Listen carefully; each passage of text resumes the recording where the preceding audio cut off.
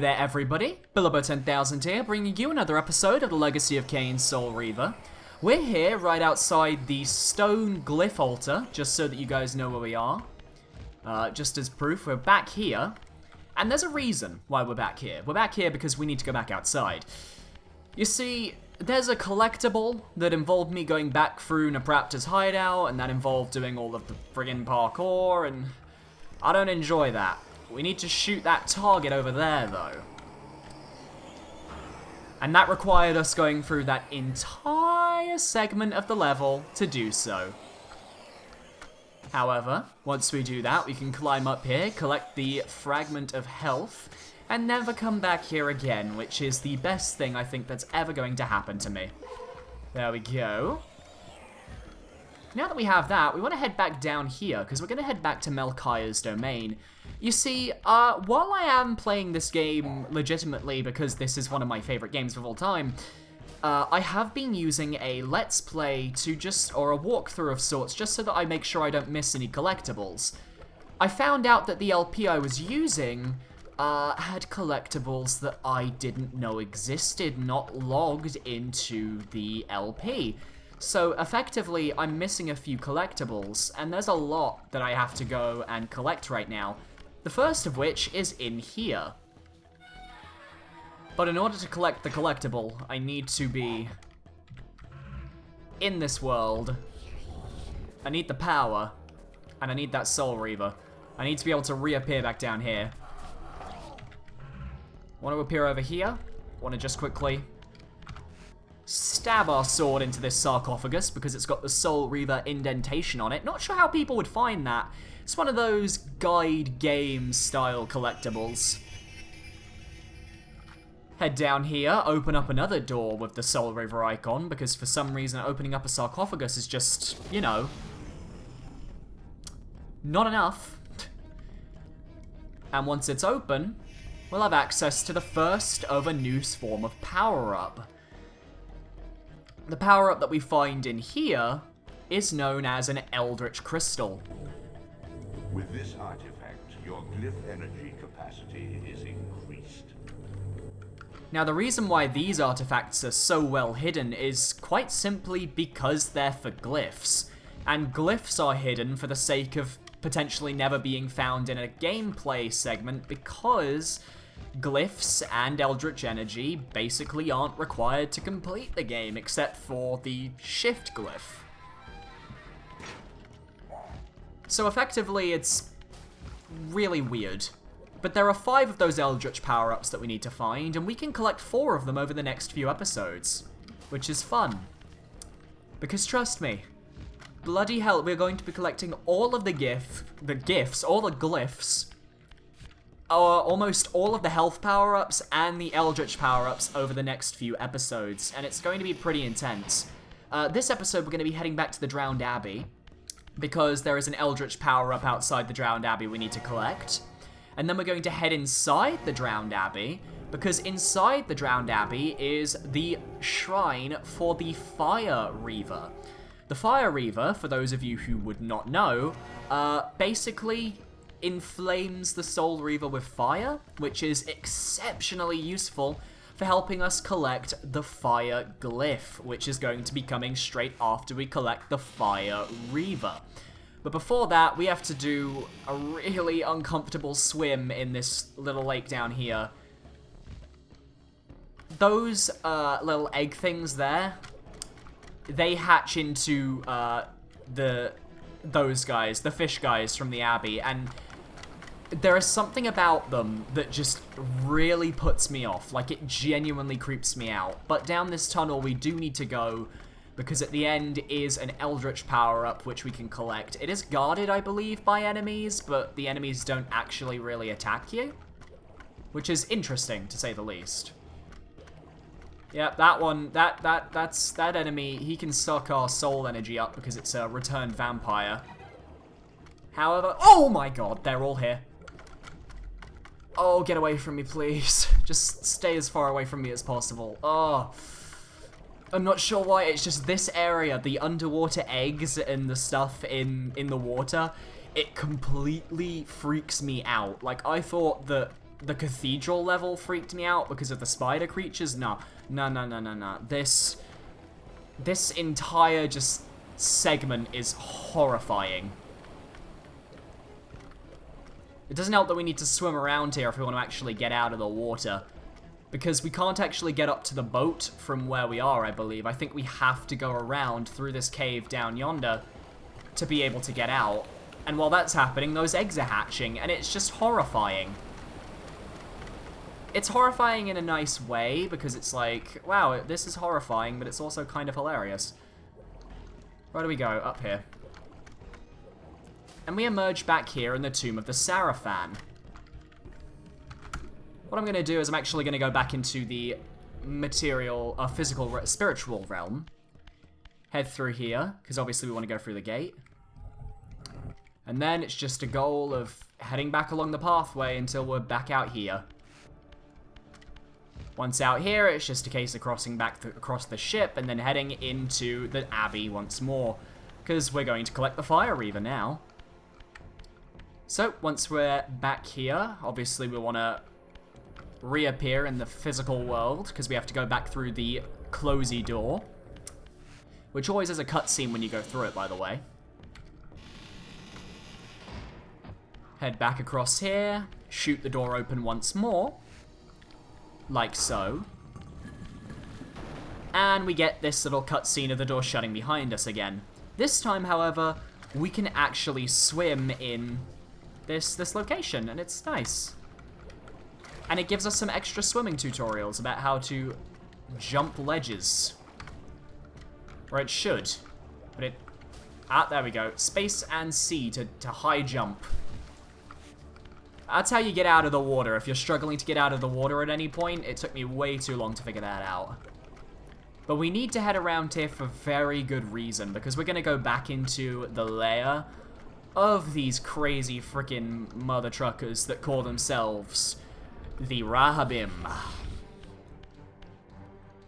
We're going to go into a part of the level that just genuinely, not upsets me, but just distresses me, because it is creepy as all hell.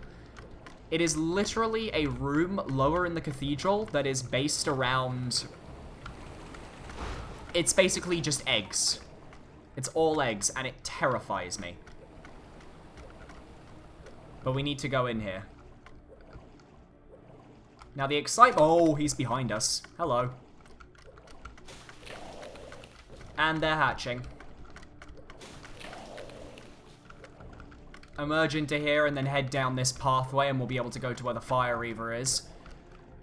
There's another way we can go when we come back up. Oh my god, they're still following me. Why are they still following me? Where am I? Where am I? Where am I? This is a problem. I can't see where I am. I can't see where the enemies are. Swimming. Swimming is a thing. Time to break you. If we emerge from the water, though, we will be able to go and claim the Fire Reaver in this place. So thank the Lord we can escape.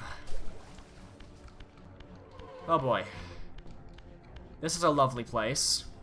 But we're going to need to be in the material realm because we need the actual Reaver to be able to, you know, claim the power.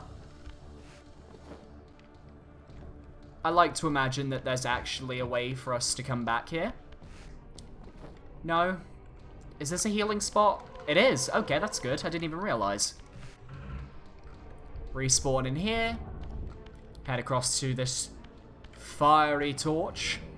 This elemental forge is tuned to the Soul Reaver's energy.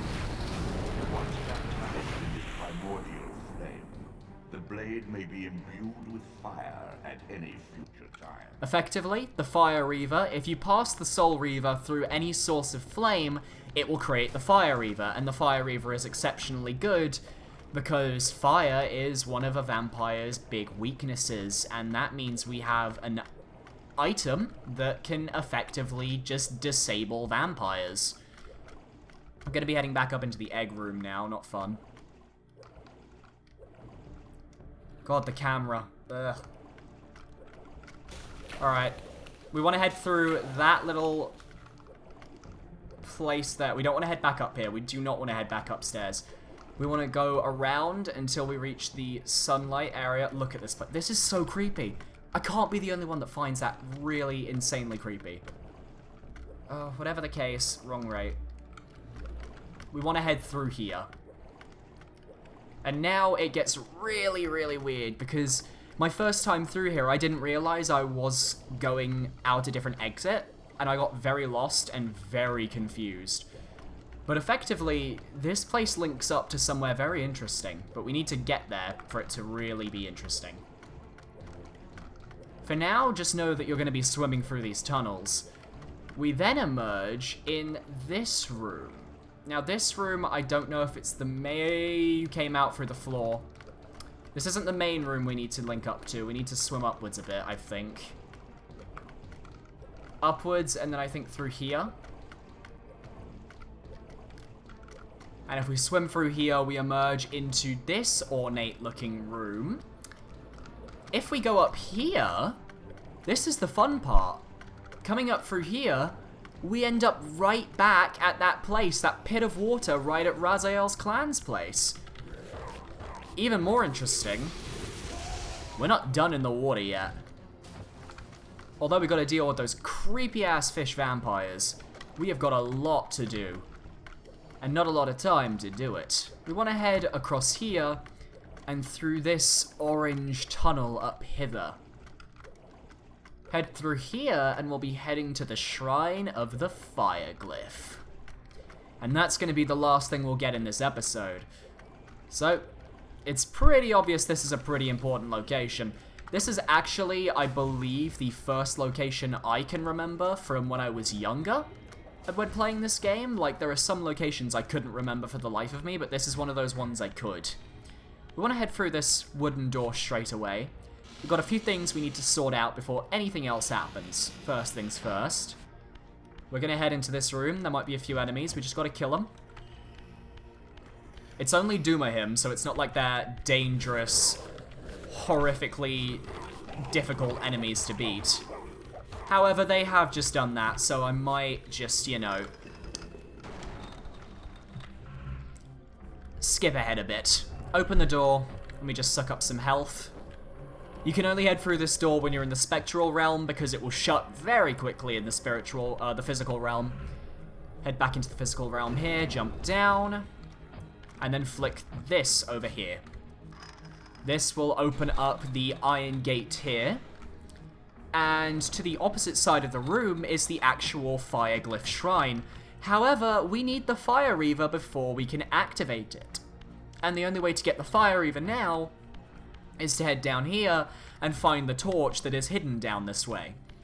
That's why we needed to go to the Drowned Abbey first. And I think that's what the level design was telling us. How when you go to the Fire Reaver, then when you come back out, the level design takes you in a different direction, and it takes you to where you could potentially discover the Fire Reaver. It's very good level design. This is a room that I distinctly remember as a child, and I don't know why. I just remember it. I love this room, and I don't know why. Also, that beautiful glitchy texture there, beautiful. Over there's the flame we need. Hello. How are you doing? Effectively, we need to go into the spiritual realm, because then we get a little Rahab sequence, and it's like the pillars are lining up just for us, and I missed that pillar. Wow, I'm amazing. Let's see, is it this? No. We're going the long way. Oh, God. And now it's basically a repeat of Rahab's round. The only difference being I'm pretty sure there is an evil wraith chasing us, just judging from that sound that I just heard. Is there a wraith? There is. Hello, my friend. Oh my god. That little texture in the middle of the room, I genuinely feel bad for it. I feel bad for a texture. This is the point that I'm at. Alright. Almost there. And we're there. Head back into the physical realm. We want to then collect our fire.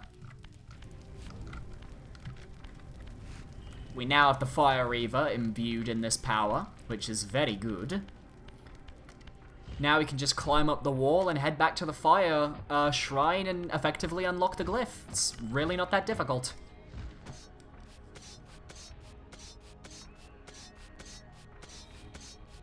So, let's leave this room, head outside. Hopefully there are no enemies that respawn. I hope not. I really hope not. Head up here. Move through this location over here. And now it's just a simple case of lighting that altar and collecting the glyph. So, let's do it.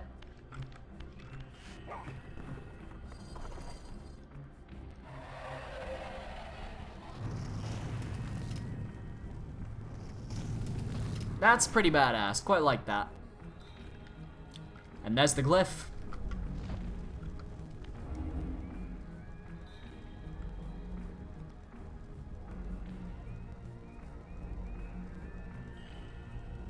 Come on. And with that, we have the power of the flame. With that, we have our flame power. We can leave now. And I guess I should just head back to Raziel's warp gate. That's probably a good spot to end the episode off. So, what am I going to be doing in the next episode? In the next episode, we're going to be going to a new optional area known as the Human Citadel. The only place in Nosgoth where humans exist, and the reason why I haven't killed any humans already, because I like the morality system and making an area very easy. So, let's head back out here. Let's just ignore you.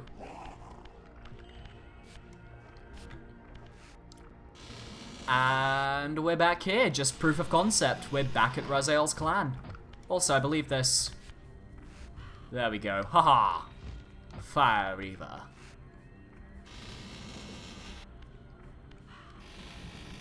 Head through here, head down here. We'll head back to the warp gate, I'll head back to the underworld. And in the next episode, guys, we're going to be going to the Human Citadel. We're going to collect the water glyph. We're going to collect 3 health power-ups. And 1 Eldritch power-up. So that's going to be in the next episode. Thank you very much for watching, guys. If you're enjoying this series so far, feel free to leave a like, comment, and subscribe. And in the next episode, well, I'll see you then. Goodbye, guys.